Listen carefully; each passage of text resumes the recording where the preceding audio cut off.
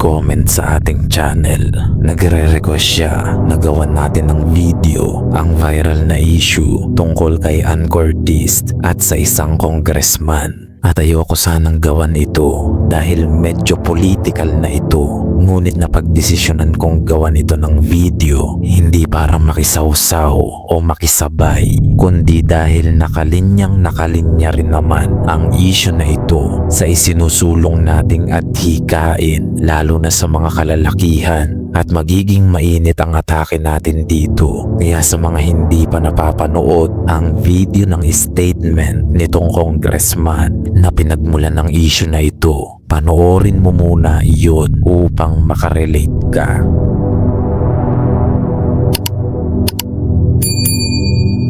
Sa mga hindi nakakaalam, nasa mismong hearing sila nito sa loob ng House Committee tungkol sa political issue na kinasasangkutan ni Sara Duterte. At itong statement ni Congressman ay nasabi niya bilang form of analogy o metaphor. Bago niya i-mention ang pangalan ni Ann Curtis, may pinupunto siya tungkol sa imagination at desire. Na itong imagination at desire daw o kung sa Tagalog ay imahinasyon at pagnanasa ay hindi maituturing na krimen sa congressional hearing.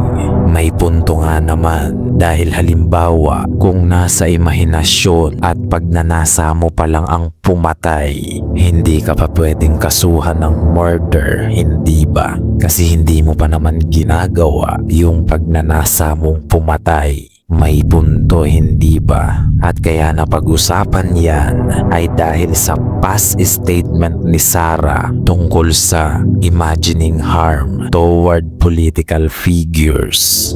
Basically, yung past statement na tinutukoy dito kay Sara ay tungkol sa pag-i-imagine na mananakit daw ito ng kapwa politiko. Ngunit hindi yan ang pag-uusapan natin.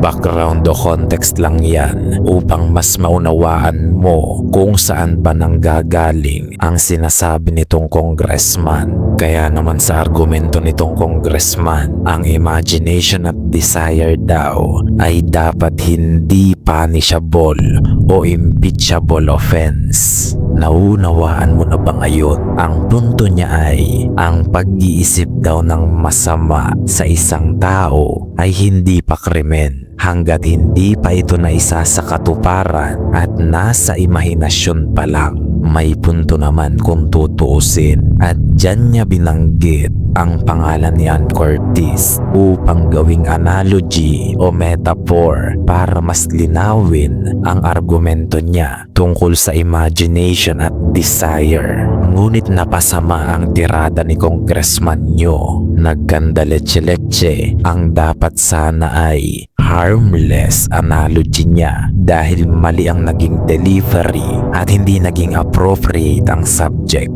Sabayan mo pa ng pagsisimula ng Women's Month, malilintikan ka talaga sa katangahan mo.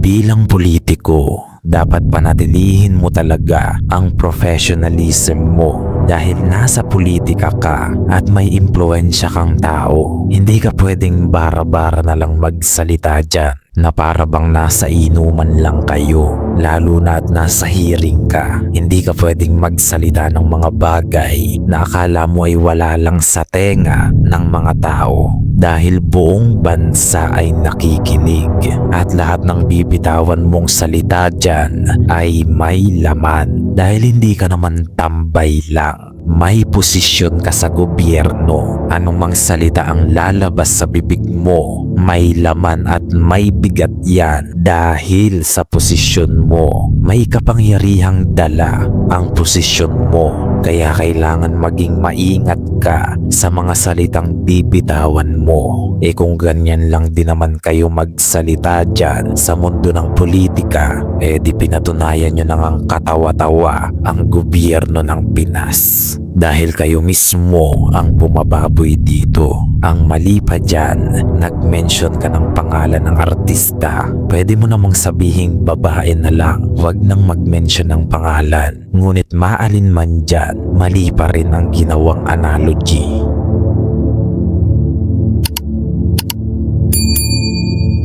Maraming naging iba't ibang reaksyon sa issue na ito, lalo na nang magbigay ng statement si Ann Curtis tungkol sa pagkakadawit ng pangalan niya sa sexualized na paraan. May mga kumampi kay Ann at marami ring nagalit sa reaksyon ni Ann.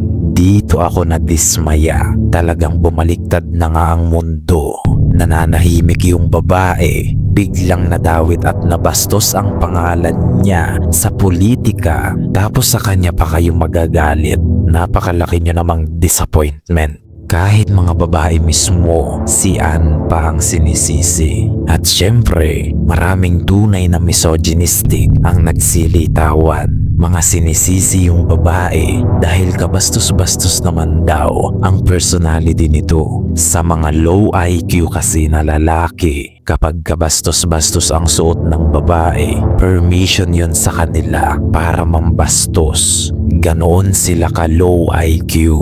Tapos sinalungkat pa yung 10 years ago na pagmumodel nito sa Hinebra at kung ano-ano pa na noon naman ay hindi nyo kinokondema. Bakit ngayon lang?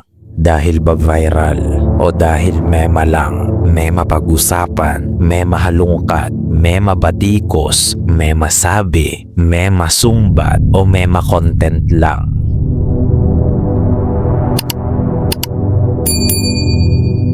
Dito rin nagsilabasan yung mga lalaking may IQ level gaya ng isang bulate. Yung mga lalaking sisisihin ang pananamit ng isang babae para lang i-justify ang kalibugan nila. Ano masakit? Ngayon mo lang ba yan narinig?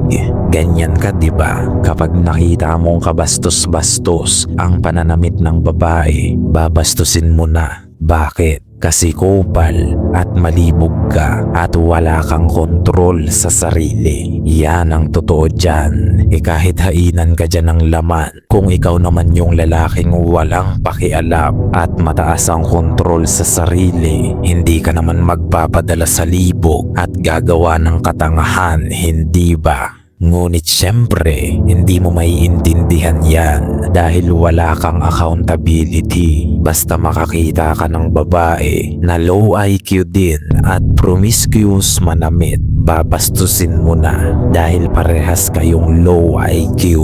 Baka nga sa sobrang libog mo, pati mama mo, sinisilipan mo kapag naliligo. Ano, hindi ka ba nasasagwaan? Ganyan ka kalibog.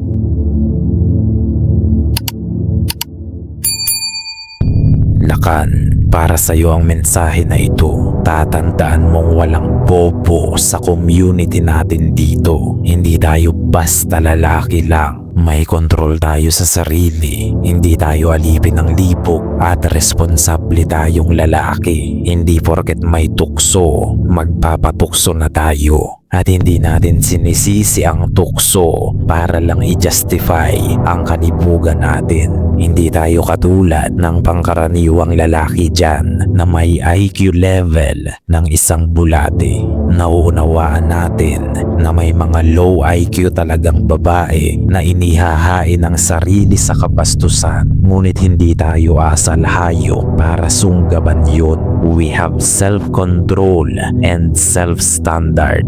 Hindi porket may kabastos-bastos na babae, babastusin na natin yun. Hindi tayo ganyan. We are better than them. Hindi tayo basta lalaki lang lakan. Tatandaan mo yan. Walang bobo sa atin dito. We have a mission. We have a movement. We don't chase validations. We chase improvements. Gayunpaman, marami nga ang makakapakinig. Ngunit iilan lang ang makakaunawa. Hanggang sa muli, lakan.